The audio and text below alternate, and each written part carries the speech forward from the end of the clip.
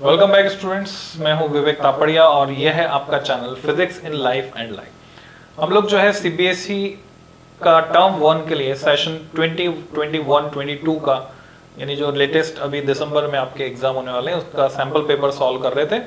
और पार्ट 1 में मैंने क्वेश्चन नंबर 14 तक डिस्कस किया जो कि इलेक्ट्रोस्टैटिक्स और करंट इलेक्ट्रिसिटी बेस्ड क्वेश्चन थे, यानी यूनिट 1 एंड यूनिट 2। अब हम बात कर रहे हैं यूनिट 3 एंड 4। कुल मिला के 4 यूनिट आपके सिलेबस में है। इससे पिछले वीडियो में पिछले वीडियो में हमने पूरा पैटर्न डिस्कस किया था, ओएमआर शीट कैसे भरनी है वो सब हमने, और जितने भी नोटिफिकेशन आए वो सब, तो वो आप देख सकते हैं प्रीवियस वीडियोस में। तो अभी मैं डिस्कस करने जा रहा हूँ question number 15 onwards. So let's start with question number 15। सीधा सीधा straight forward memory based question है। आपसे पूछा गया है कि बताओ भाई ऐसा यूनिट क्या है मैग्नेटिक फील्ड इंटेंसिटी की।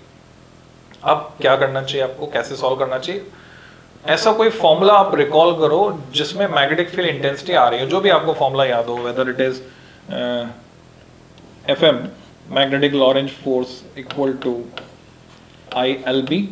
यहां से हम बी की यूनिट निकाल सकते हैं, यानी कोई सा ऐसा फॉर्मूला हमको चाहिए, या फिर B इक्वल टू, ये थोड़ा टिपिकल पड़ जाएगा, μ0/2πr स्ट्रेट वायर की वजह से मैग्नेटिक फील्ड। अब इसमें क्या μ0 की यूनिट आपको चाहिए होगी। अब बात तो लिंक करने की है, लिंक करके कहीं से कोई सा भी फॉर्मूला जो भी आपको याद आ रहा हो लिंक कर सकते हो, जैसे C इक्वल टू 1/√ऑफ μ0 ε0। अब फिर ε0 की यूनिट चाहिए तो लिंक करते हुए कहीं से भी जा सकते हैं। इसके अलावा और भी कई फॉर्मूले हैं जिसमें मैग्नेटिक फील्ड आता है। तो सबसे सिंपल मेरे को ये दिख रहा है, तो B को मैंने कन्वर्ट किया तो मैंने लिखा फोर्स जिसको हम नापते हैं न्यूटन में, और I और L नीचे आ गया, तो आपको समझ में आ गया होगा I को एम्पेयर में नापेंगे, L को मीटर में, तो कौन सी सही यूनिट है खुद चुन लें आप, इतना तो आपको ही करना है। नेक्स्ट क्वेश्चन पे जा रहा हूं बच्चों में। नेक्स्ट क्वेश्चन है the coil of a moving coil galvanometer is wound over a metal frame in order to. ये वो क्वेश्चन है जहां से आप स्पीडली निकल सकते हैं, क्योंकि पेपर आपका लेंथी आएगा, ये बात मान के चलो आप। कुछ क्वेश्चन में आपको टाइम देना ही पड़ेगा, तो वो टाइम कहां से निकालेंगे, ऐसे क्वेश्चन से निकालेंगे जहां से आप स्पीडली निकल सकते हैं। तो मूविंग कॉइल गैल्वेनोमीटर की कॉइल मेटल फ्रेम पर क्यों लपेटी जाती है, इसका जवाब आपको मिलता है चैप्टर EMI में। मेटल के फ्रेम में लपेट के हम एडी करंट का जो डैम्पिंग इफेक्ट है, जिसको हम कहते हैं इलेक्ट्रोमैग्नेटिक डैम्पिंग, उसे यूज करते हैं, एडी करंट का डैम्पिंग इफेक्ट। तो जवाब आपके सामने, ठीक है, आप तय कर सकते हैं। नेक्स्ट क्वेश्चन पे जा रहा हूं मैं। Next question, two wires of the same length, बराबर लंबाई के दो तार हैं, are shaped into a square of side A। पहले हमने स्क्वायर बनाया जिसकी साइड A, फिर हमने सर्कल बनाया जिसकी रेडियस R। दो तार थे, लंबाई बराबर थी दोनों की। They carry same current, ratio of magnetic moment, ऐसा पहले भी आया क्वेश्चन। तो सबसे पहले तो फॉर्मूले जो याद करने हैं उसके लिए कोई ट्रिक्स आप निकालें, जैसे मैग्नेटिक मोमेंट।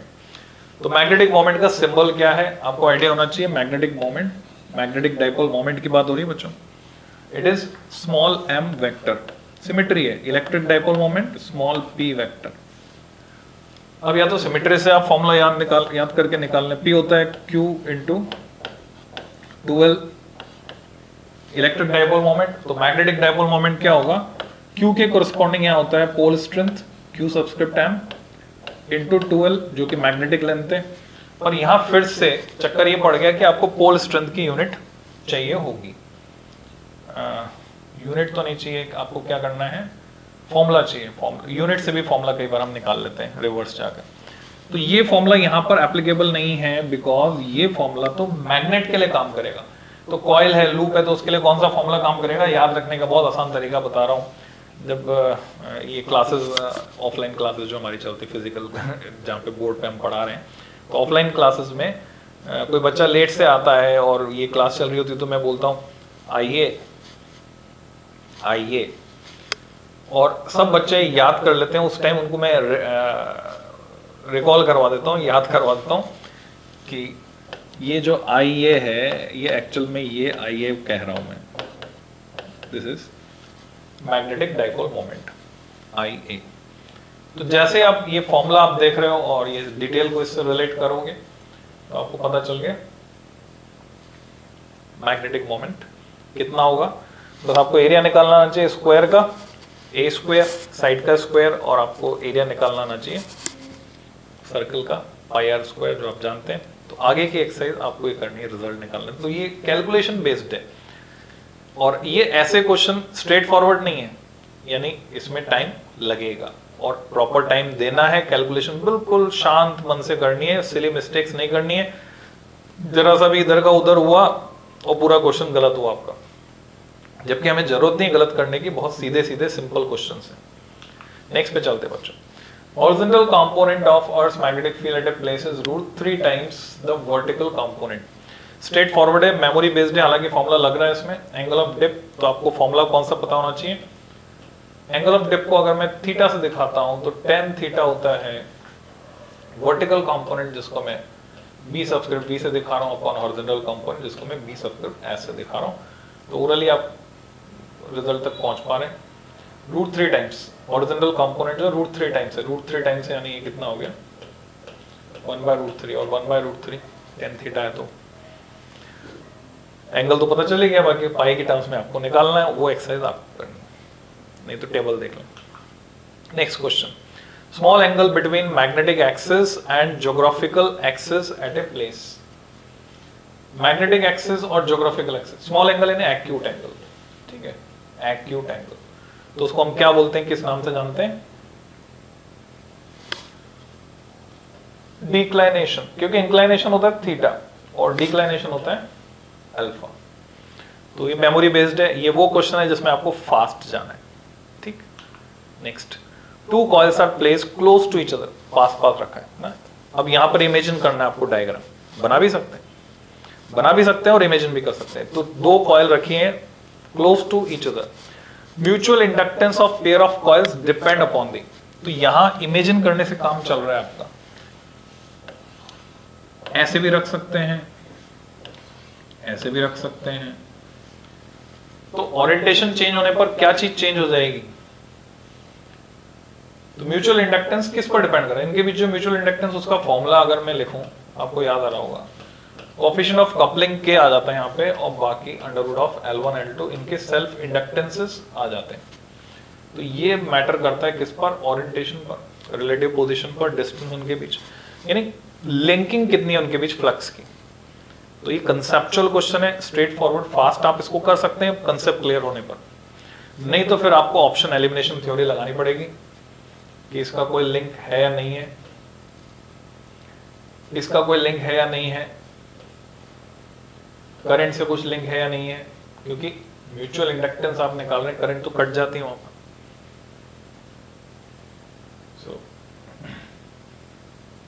नेक्स्ट क्वेश्चन पे चलते हैं बच्चों। कंडक्टिंग स्क्वायर लूप, साइड उसकी L है, रेजिस्टेंस उसका R है, उसको मूव कर रहे हैं plane with a uniform velocity v, जैसे आप डायग्राम में देख रहे हैं, perpendicular to its sides. Magnetic induction B, अब ये नाम पता होना चाहिए, मैग्नेटिक इंडक्शन मतलब मैग्नेटिक फील्ड ही, और कुछ नहीं है। Magnetic field, magnetic induction, magnetic flux density, तीनों का मतलब B है। वेक्टर क्वांटिटी है, constant in time and space, pointing perpendicular into the plane, cross ये दिखा रहे हैं आपको, into the plane everywhere as shown. The current induced in the loop, किस डायरेक्शन में कैसे इंड्यूस होगी या नहीं होगी, वो भी तय करना है ना। जीरो आंसर भी हो सकता है, और मतलब मोशनल ईएमएफ से रिलेटेड क्वेश्चन है, तो कंसेप्चुअल भी है और फॉर्मूला भी लग रहा है, न्यूमेरिकल भी है। तो पहले सोचिए, समझिए, थ्योरी देखिए बुक में, है ना, आपके नोट्स देखिए, उसमें थ्योरी देखिए, उससे एक कंक्लूसिव रिजल्ट निकालने की कोशिश कीजिए। रिजल्ट निकालने के बाद ही इसका आंसर देखना, जो कि सैंपल पेपर में प्रोवाइडेड। रिजल्ट निकालने के बाद आंसर देखना, उससे पहले नहीं। नेक्स्ट क्वेश्चन पे चलते हैं बच्चों। The magnetic flux linked with a coil in weber is given by the equation, ये फाई के लिए इक्वेशन है। Induced EMF in the coil at time t equal to 4, numerical है, फॉर्मूला बेस्ड न्यूमेरिकल है। कौन सा फॉर्मूला लगेगा, तो इंड्यूस्ड ईएमएफ का फॉर्मूला आपको पता है, E equal to minus d phi, ये कौन सा फ्लक्स है, मैग्नेटिक फ्लक्स, तो सबस्क्रिप्ट B लगा दिया हमने, अपॉन dt। टाइम दिया हुआ है, फाइव की इक्वेशन है, आगे आप समझदार हैं, कर सकते हैं, डिफरेंशिएशन आना चाहिए तभी कर सकते हैं। नेक्स्ट क्वेश्चन, ग्राफ बेस्ड दो क्वेश्चन आपको एटलीस्ट मिलेंगे कम से कम। Which of the following graphs represent variation of current I with frequency f AC circuit में। हम कहां पहुंच गए, यूनिट नंबर 4 पे, EMI AC। Pure capacitor, pure capacitor के लिए आई का वेरिएशन फ्रीक्वेंसी के साथ, तो I is V by, pure capacitor है तो ये जो Z है उसकी जगह मैं XC लिख दूं क्योंकि Z XC के बराबर होगा। XC की जगह मैं लिखूंगा 1/2 पाई FC, तो ये ऊपर चले गया। तो आप देख रहे हैं I और F में क्या रिलेशन आ रहा है। I और F में जो रिलेशन आ रहा है, जब वो आप देख पा रहे हैं तो आप ग्राफ प्रेडिक्ट कर सकते हैं कि ग्राफ कैसा आएगा। मैं जवाब नहीं बता रहा। नेक्स्ट क्वेश्चन, 20 वोल्ट AC हमने अप्लाई किया, circuit consisting of resistance, numerical data को अंडरलाइन करना अच्छा रहता है। सर्किट में रेजिस्टेंस है और एक कॉइल है, यानी R है और L है, विद नेग्लिजिबल रेजिस्टेंस। कॉइल का रेजिस्टेंस नेग्लिजिबल, कई बार क्या होता है कॉइल का भी रेजिस्टेंस, अब कॉइल का भी रेजिस्टेंस है तो फिर उसको भी सीरीज में जोड़ना पड़ेगा, ऐसा दिया हुआ हो सकता है, तभी इन्होंने क्लियर कर दिया। If the voltage across the resistance, resistance के अक्रॉस 12 वोल्ट है, voltage across the coil, inductor के अक्रॉस क्या होगी, ये आपको बताना है। तो कौन कौन से फॉर्मूले काम आने वाले बच्चों, V equal to under root of VR² plus, अब क्योंकि कैपेसिटर तो यहाँ है नहीं, कैपेसिटर नहीं है तो VL², नहीं तो VL माइनस VC का होल स्क्वायर आता, तो एक तो ये फॉर्मूला काम आएगा आपके। तो इसमें ये 20 है और वोल्टेज अक्रॉस द रेजिस्टेंस ये आपका 12 है, तो मैं समझता हूँ आप कर सकते हैं आप, क्योंकि डेटा से क्लियर है कि आपको यहाँ पे क्या करना है। नेक्स्ट क्वेश्चन पे चलते हैं, question number 25, instantaneous values EMF की और करंट की। ऐसे क्वेश्चन मिलेंगे बच्चों आपको, ठीक है, इसको इंपॉर्टेंट कैटेगरी में आप डाल सकते हैं। और यहाँ आपको फेज डिफरेंस निकाल कर प्रिडिक्ट करना हो सकता है। फेज डिफरेंस डायरेक्ट भी पूछ सकते हैं और फेज डिफरेंस इनडायरेक्टली हम ये भी पूछा जा सकता है, आपको ये बताना पड़ सकता है। अब देख रहे हैं कि यहाँ फेज है ω t और यहाँ है ω t प्लस π/3, तो कौन आगे, करंट आगे। करंट आगे कब होता है, किसकी वजह से होता है, करंट आगे होता है सर्किट जब नेचर में कैपेसिटिव होता है तो करंट आगे होता है। याद रखने का तरीका सिंपल है, बहुत सिंपल है। एली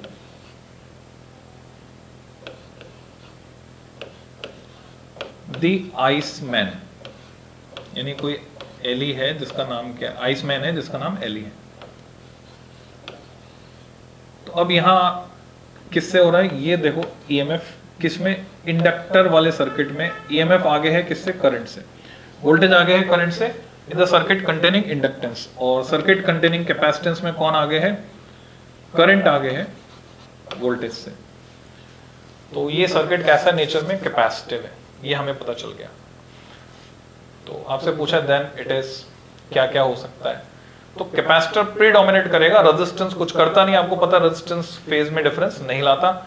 इंडक्टर वोल्टेज को आगे करता है, कैपेसिटर करंट को आगे करता है।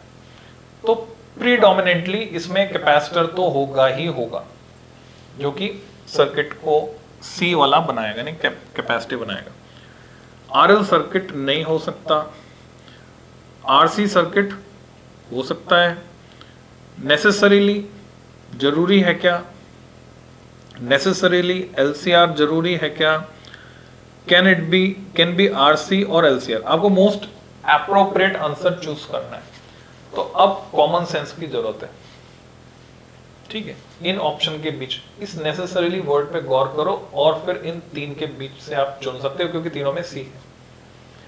अब मोस्ट एप्रोप्रिएट ऑप्शन कौन सा आपको लग रहा है, पहले आप खुद चुनो फिर आंसर देखो, क्योंकि उसकी खुशी ही अलग है, मतलब उसका मजा अलग है। जब हमने एक्सरसाइज करके आंसर निकाला है और फिर वो सही होता है तो उससे कॉन्फिडेंस बढ़ता है। ठीक है, गलत हो गया तो कोई बात नहीं, सीखने को मिला, गलतियां अच्छी हैं, अभी जितनी मर्जी गलती कर लो, एग्जाम में नहीं करके आना है। एक बार अगर आपने गलत कर लिया तो आपके लिए और अच्छा है। क्यों अच्छा है? अब आप हमेशा हमेशा के लिए उस कंसेप्ट को सीख लोगे। तो इस एटीट्यूड के साथ हमको चलना है। Next question, section B. Okay, तो मैं इसको यहीं एंड कर रहा हूं बच्चों, छोटा छोटा छोटा वीडियो, थोड़ा थोड़ा करके चलेंगे।